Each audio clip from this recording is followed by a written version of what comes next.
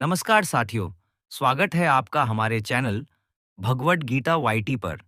आज हम दूसरे अध्याय के 20वें श्लोक को समझने जा रहे हैं। यह गीता का एक बहुत ही महत्वपूर्ण श्लोक है।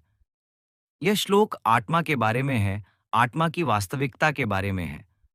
श्लोक है, न जायते म्रियते वा कदाचि नायम भूतवा भविता वा न भूय अजो नित्य शाश्वतोयम पुराणो न हन्यते हन्यमाने शरीरे।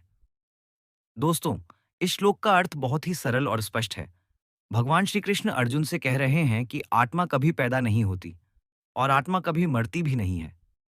यह शरीर है जो जन्म लेता है और मृत्यु को प्राप्त होता है, लेकिन आत्मा इन सब परिवर्तनों से परे है।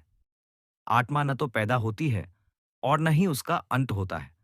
वह हमेशा से है और हमेशा रहेगी। हम अक्सर यह मान लेते हैं कि जब कोई बच्चा जन्म लेता है तो एक नया जीवन इस धरती पर आता है, लेकिन असली सच यह है कि केवल शरीर नया आया है। आत्मा पहले से ही अस्तित्व में थी। आत्मा ने केवल नया शरीर धारण किया है। और जब कोई इंसान मरता है तो हम कहते हैं कि जीवन समाप्त हो गया। लेकिन गीता हमें बताती है कि जीवन कभी समाप्त नहीं होता। केवल शरीर खत्म होता है, लेकिन आत्मा हमेशा बनी रहती है। आत्मा का कोई अंत नहीं है। इसे एक बहुत आसान उदाहरण से समझिए। जैसे हम अपने पुराने कपड़े बदलकर नए कपड़े पहनते हैं। कपड़े तो बदल जाते हैं, लेकिन इंसान वही रहता है।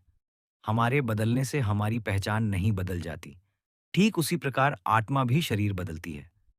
जब एक शरीर काम करने लायक नहीं रहता, तो आत्मा उस शरीर को छोड़कर नया शरीर धारण कर लेती है।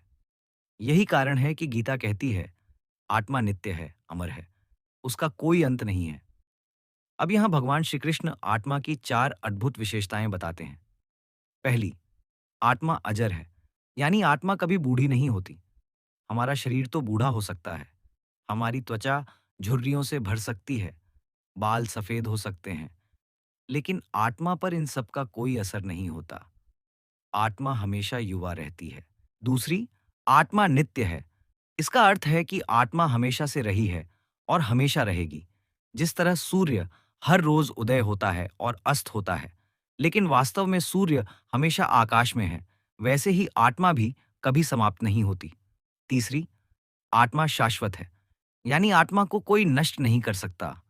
आग आत्मा को जला नहीं सकती, पानी आत्मा को भिगो नहीं सकता, हवा आत्मा को सुखा नहीं सकती, और कोई हथियार आत्मा को काट नहीं सकता। आत्मा प्रकृति से परे है, वह इन सब तत्वों से परे है। चौथी, आत्मा पुरानी है। पुरानी का मतलब यह नहीं कि आत्मा थक चुकी है या जीर्ण शीर्ण हो चुकी है। इसका अर्थ है कि आत्मा सदैव से है और सदा रहेगी। वह कभी भी नई या पुरानी नहीं होती। वह तो अनादि और अनंत है। अब आप सोचिए दोस्तों, हमारी सारी परेशानियां और सारे दुख किस वजह से हैं? इसका एक ही कारण है, हम शरीर को ही सब कुछ मान लेते हैं। हम सोचते हैं कि यही शरीर ही हमारी पहचान है। जब शरीर बीमार हो जाता है तो हम सोचते हैं कि हम खत्म हो रहे हैं। जब शरीर बूढ़ा हो जाता है तो हम डरने लगते हैं। और जब किसी अपने का शरीर छोड़ जाता है तो हम टूट जाते हैं। लेकिन अगर हमें यह समझ आ जाए कि हम शरीर नहीं बल्कि आत्मा हैं, तो हमारे सारे डर अपने आप खत्म हो जाएंगे। मौत का डर, हार का डर, खो देने का डर, सब गायब हो जाएगा। भगवान श्री कृष्ण अर्जुन से यही कह रहे हैं, अर्जुन, तुम जिनसे लड़ रहे हो वे शरीर हैं।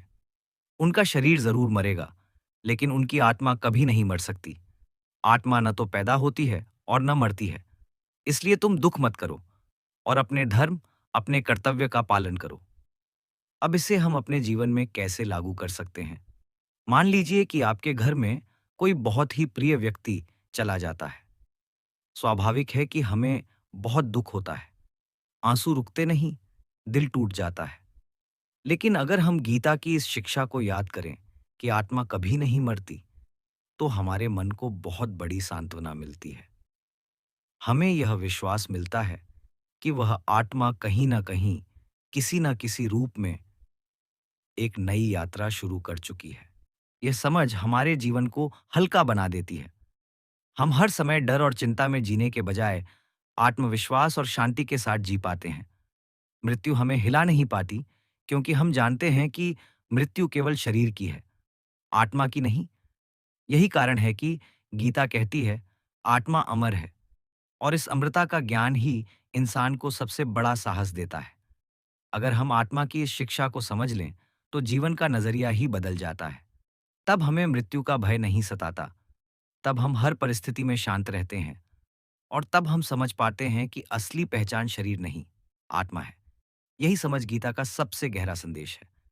दोस्तों, यह श्लोक हमें यह भी सिखाता है कि हमें जीवन को केवल भौतिक नजरिए से नहीं देखना चाहिए। गाड़ी, घर, पैसा, शरीर, ये सब नश्वर हैं, आज हैं, कल नहीं होंगे। लेकिन आत्मा, हमारी असली पहचान, हमेशा रहेगी। इसलिए हमें आत्मा की शांति और आत्मा की यात्रा पर ध्यान देना चाहिए। अगर हम इस सत्य को समझ लें, तो जीवन की छोटी-छोटी परेशानियां हमें डिगा नहीं पाएंगी। चाहे कितनी भी बड़ी मुसीबत आए, हम शांत रह पाएंगे, क्योंकि हमें पता होगा कि हम आत्मा हैं और आत्मा को कोई नुकसान नहीं पहुंचा सकता। तो दोस्तों, इस श्लोक का सार यही है कि आत्मा का न जन्म है और न मृत्यु। आत्मा अजर अमर है, शाश्वत है और कभी नष्ट नहीं हो सकती। अगर आपको यह वीडियो अच्छा लगा हो और इस श्लोक की यह सरल व्याख्या समझ में आई हो, तो हमारे चैनल भगवट गीता वाईटी को जरूर सब्सक्राइब करें। वीडियो को लाइक करें और अपने दोस्तों और परिवार के साथ साझा करें, ताकि गीता का यह ज्ञान सबके जीवन को रोशन कर सके। मिलते हैं अगले श्लोक की व्याख्या में। धन्यवाद।